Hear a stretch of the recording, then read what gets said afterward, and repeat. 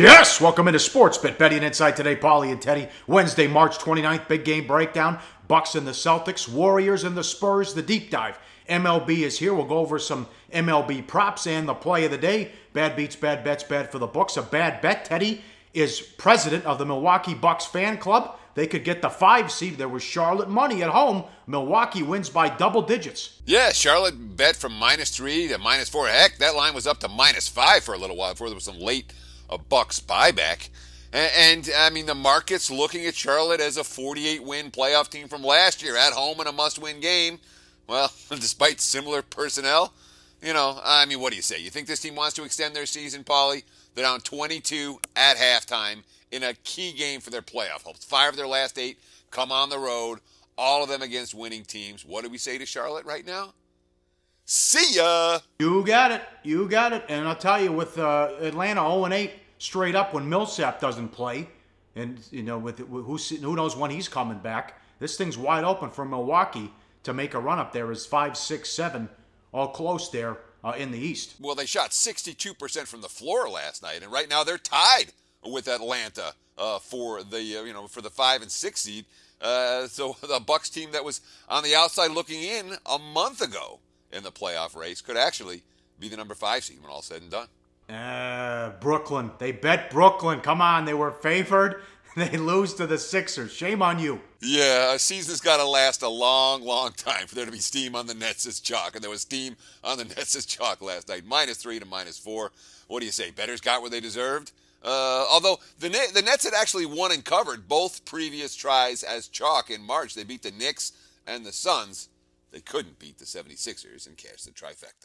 Yeah, more bad bets. And we get stuff wrong. But here on Sportsbook, we've been telling you about this Warrior total run, which is now 11 in a row and 16-1 to the under, as this was bet up from 235 to 235.5. Falls 219. Warriors get the win hard and just 5 of 20 shooting. Yeah, and really, there was some flukiness to the total staying under last night. And again, it stayed under by, 16.5 points against the closing number. So another double-digit no-sweat under cash for Golden State, who have averaged cashing these unders during this, 11-0 run of the under by more than 10 points per game.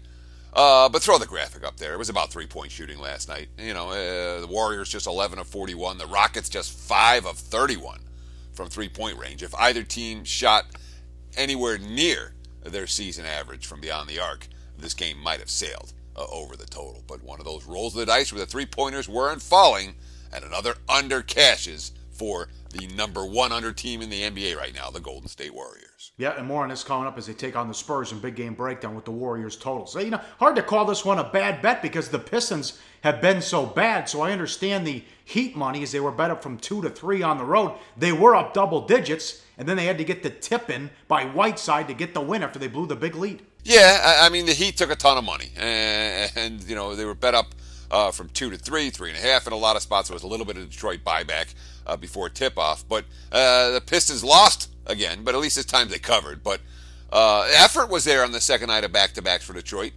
Execution on that final wild sequence with a couple of putback opportunities. They couldn't get the defensive board that mattered.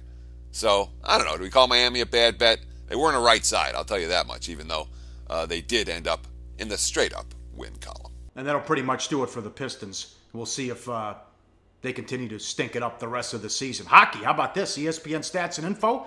It was a great run, but it's over. The Red Wings streak of 25 straight playoff appearances ends. The longest current streak in the 4 major sports. They go home early while the Oilers finally do it. They make the playoffs for the first time in 10 seasons. They end that drought. They beat the Kings 2-1. So great job there by the Edmonton Oilers. Bad for the books. How about the NIT? Georgia Tech bet up from 1.5 to 3 against Bakersfield. They won by 15. Yeah, I mean, the Roadrunners had some great shooting to open the tournament. But they were stepping up a little bit too far in class against that Georgia Tech defense. That Georgia Tech defense that we told you all about on yesterday's show, 35% from the floor, wasn't going to cut it. Bakersfield not built to play from behind. Heck of a run. When an 8 seed makes a Final Four, that's a heck of a run in the NIT. But Josh Pastner's squad moves on. A bad result for the books, who took a ton of Georgia Tech money. Quick story here. What's going on with this Arkansas senator? Okay, so who's worse than referees in the court of public opinion? Politicians. It's like referees are here near the bottom, politicians are at the worst. So what's the worst possible scenario you can think of? How about politicians trying to legislate referees? Arkansas Senator Keith Ingram was very upset with the Razorbacks' loss to North Carolina in the NCAA tournament, and he introduced Senate Resolution 19 in Arkansas. This is your tax dollars at work.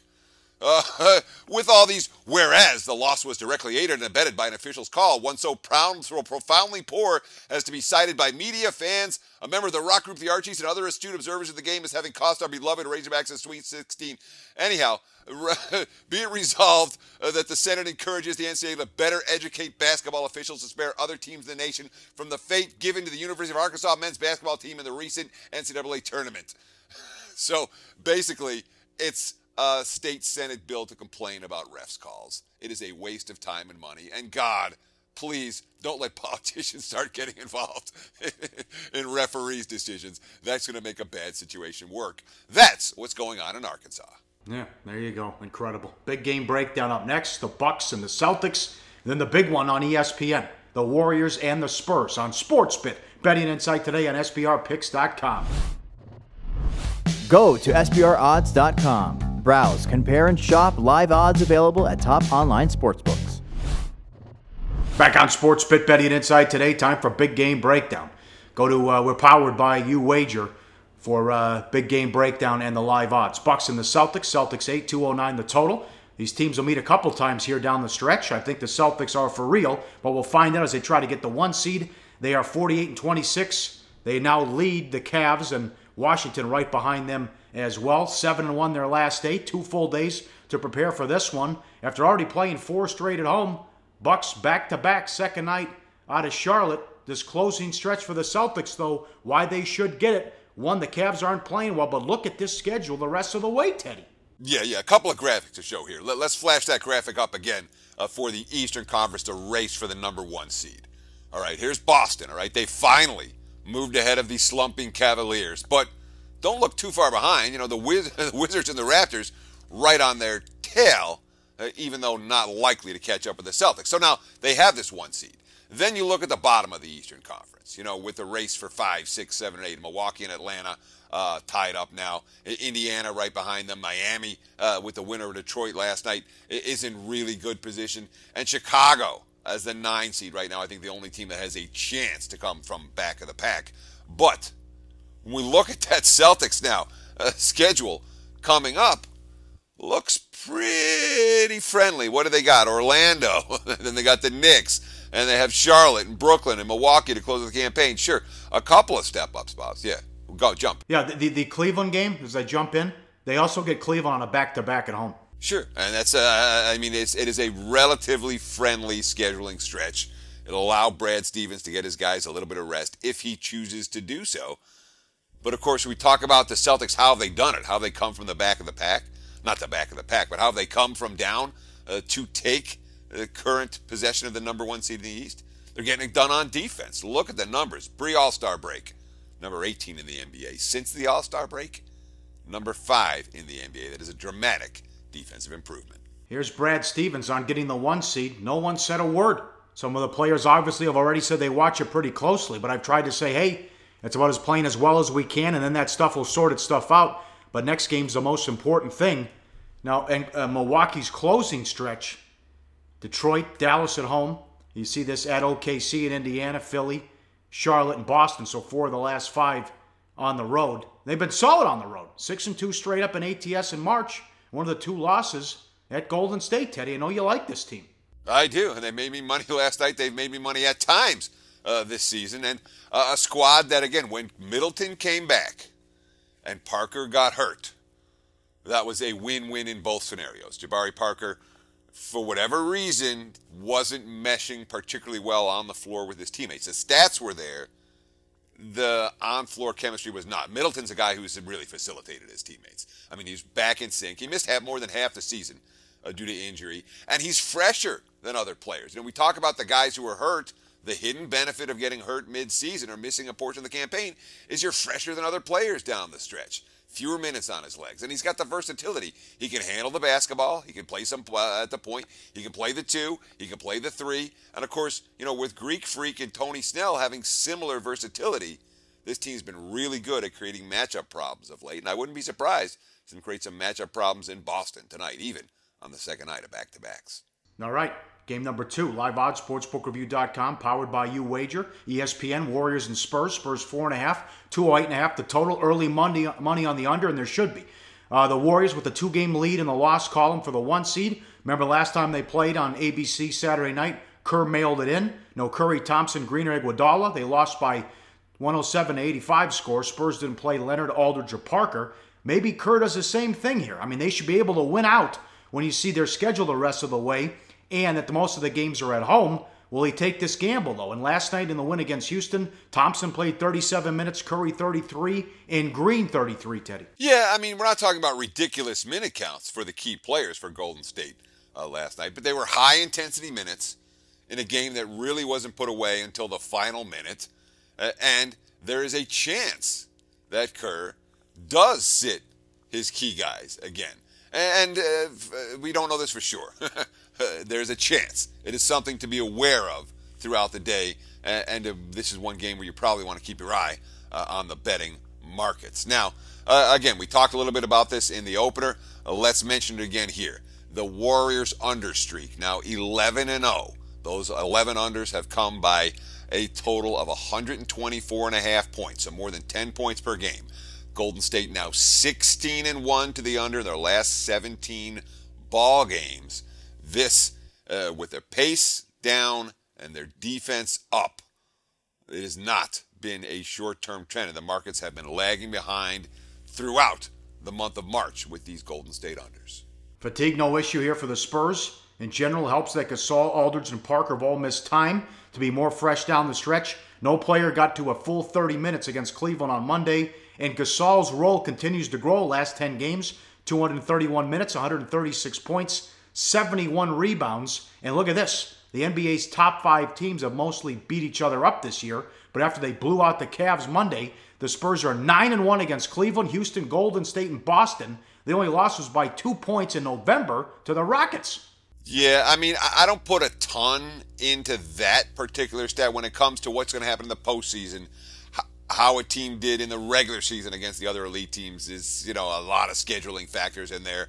A lot of, and San Antonio, I mean, we saw the Spurs sat guys the same game the Warriors sat guys. The difference is that San Antonio goes 15 deep, and that helps them a lot in the regular season in these type of ball games.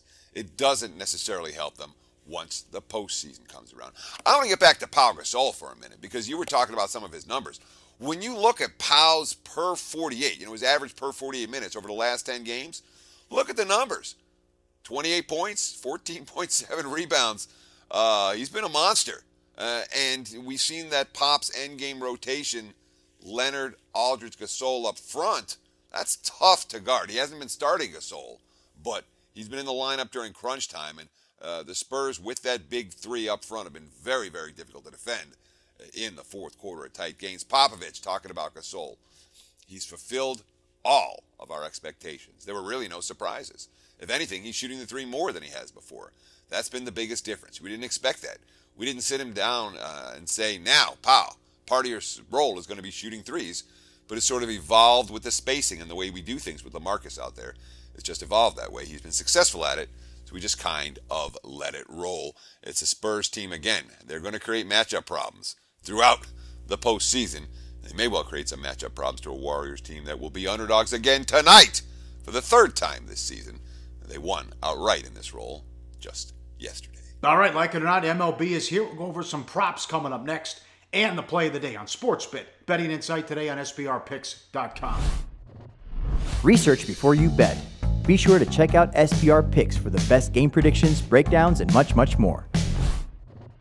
Wrapping up on Sportsbit Betting Insight today. Follow us on Twitter at Pauly Howard, at Teddy_covers.